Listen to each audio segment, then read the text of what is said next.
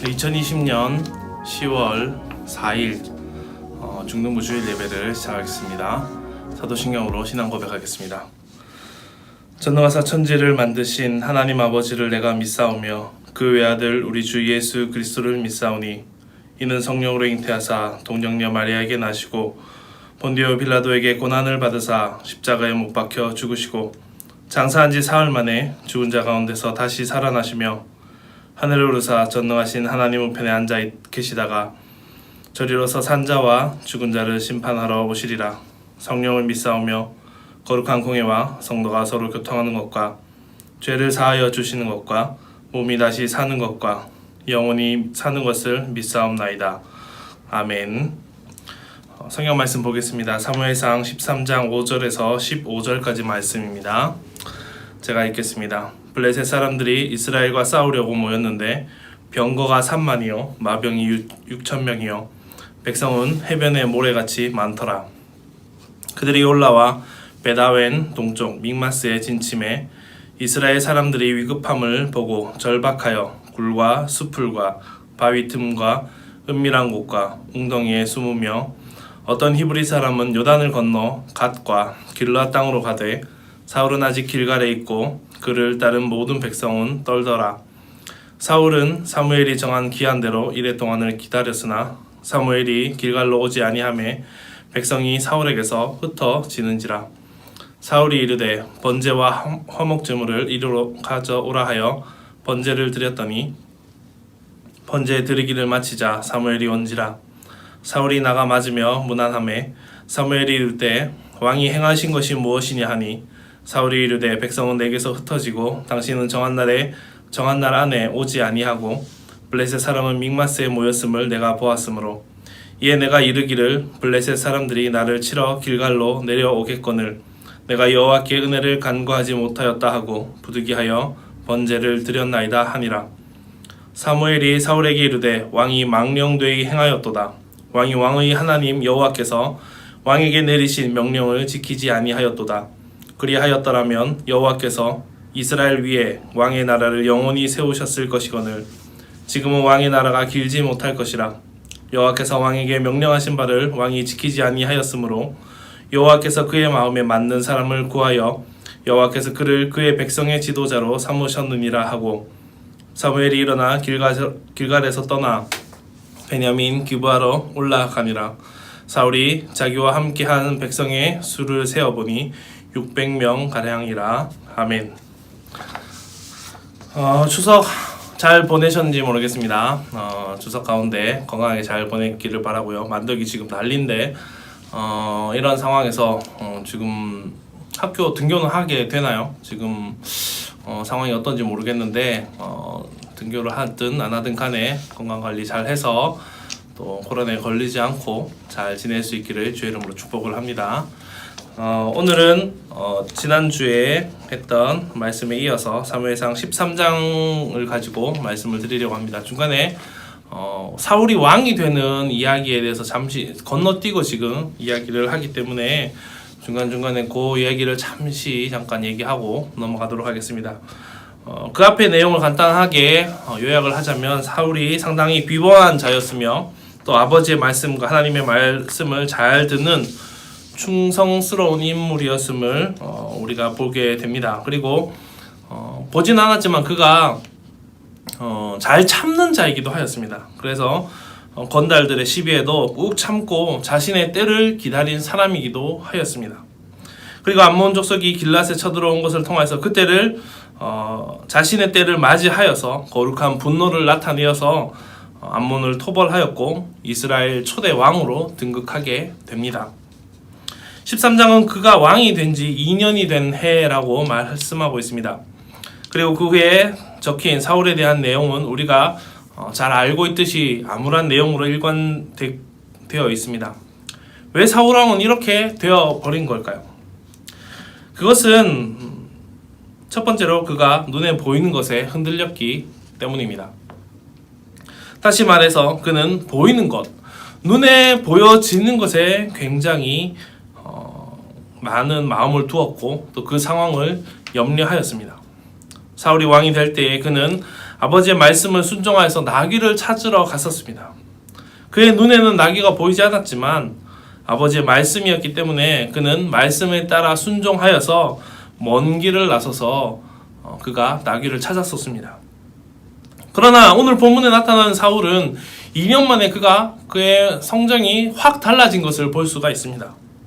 먼저 전쟁에 대한 서술에서부터 이미 이전에 우리가 보지 않았던 암몬 족속과의 전쟁과 다르다는 것을 볼 수 있습니다.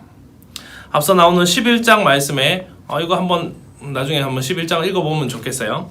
11장 말씀을 보면 암몬 족속과의 전쟁이 있는데 이 전쟁을 통해서 사울이 왕이 되는데 오늘 읽은 13장에 나오는 블레셋과의 전쟁과 여러 가지 조금 묘사가 차이가 나는 것이 있습니다. 가장 먼저로 볼 수 있는 것은 바로 적의 숫자에 관한 것입니다. 암몬과의 전쟁에서는 암몬이 얼마나 되는지 나와 있지 않습니다. 대신 이스라엘과 유다 지파가 한꺼번에 모인 것이 바로 33만이나 된다라는 이야기를 서술하고 있습니다. 암몬은 충분히 길앗이라는 곳을 치면서 길앗의 배후인 이스라엘 백성들에 대한 것을 어느 정도 파악하고 왔을 것입니다. 당연히 암몬도 막강한 전력을 가지고 왔을 겁니다. 그런데 성경은 암몬 군대의 숫자를 이야기하지 않습니다. 또한 11장 11절 말씀에 보면 이렇게 말씀합니다. 이튿날 사울이 백성을 3대로 나누고 새벽에 적진 한가운데로 들어가서 날이 더울 때까지 암몬 사람들을 치매 남은 자가 다 흩어져서 둘도 함께 한 자가 없었더라. 새벽부터 싸워서 날이 더워질 때까지 싸웠다는 것을 보면 적어도 이들은 6시간에서 8시간 정도는 싸웠을 것입니다. 암몬 군대의 수가 적다면 이렇게 오래 싸울 이유가 없었겠죠. 그만큼 11장에서 암몬과의 전쟁에서 상대의 숫자는 별 의미가 없었다는 것을 말씀하고 있는 것입니다. 그러나 13장에서의 전쟁은 다릅니다. 5절 말씀에 뭐라고 합니까? 블레셋 사람들이 이스라엘과 싸우려고 모였는데 병거가 3만이요 마병이 6,000명이요 백성은 해변에 모래같이 많더라. 13장에서 블레셋과의 전쟁은 11장의 암몬과의 전쟁과는 달리 적병들이 얼마인지 병거가 얼마나 되는지 일일이 나열하고 있습니다. 그 이유는 이스라엘 적병의 숫자, 적의 군세에 상당히 예민했기 때문입니다. 보이지 않는 하나님을 의지하고 눈에 보이는 것에 의지하며 살아가는 삶. 우리가 이러한 것들, 이 선택의 상황 속에서 우리는 어떻게 살아가고 있는지 우리는 생각해 보아야 합니다. 하나님을 의지할까요? 아니면 눈에 지금 당장 보이는 것에 의지할까요?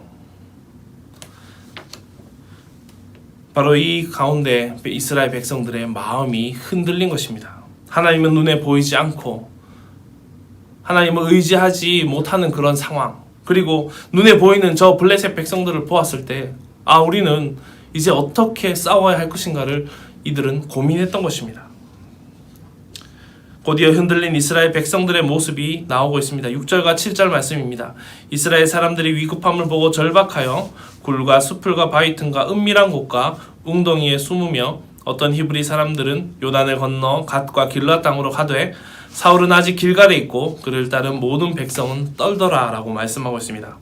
이게 무슨 뜻입니까? 전쟁을 하기 전에 사람들이 길갈에 모여서 제사를 지내려고 하였습니다.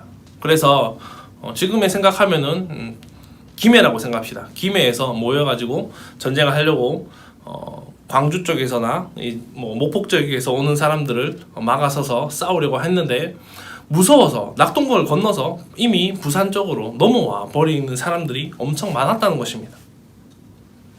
이스라엘 백성이 숫자에서 밀릴 수는 있을 것입니다. 그러나 사울 왕도 그것을 계산하지 않은 것은 아닐 것입니다. 2절의 말씀에서 사울은 이미 군대 3,000을 가지고 있었습니다. 그리고 요나단이 블레셋을 치자 블레셋이 맞서게 되었는데 그때에 이스라엘 백성들이 이 길갈로 모여들었습니다. 그래서 단지 3,000명만이 있었던 것이 아니라 인원으로서는 아마도 맞설 만한 군대를 모아놓고 있었을 것입니다.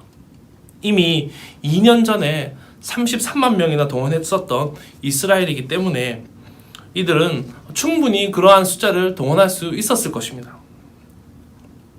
그럼에도 불구하고 잘 조직된 군세와 병력의 우위를 보이자 안 되겠다 싶었던 것입니다. 그래서 이스라엘 백성들은 급히 숨어버리기 시작하였고 도망가기 시작했습니다. 2년 전에 암몬에게 침략당한 길랏 야베스 지역을 모른 채 했었던 때가 엊그제 같은데 이제 그곳이 피난처가 되어서 그곳으로 도피하였다고 말씀하고 있습니다. 사랑하는 충동부 여러분, 우리의 눈에 보이는 모든 것들, 그리고 눈에 보이는 숫자에 의지하고 살아가고 있지는 않습니까?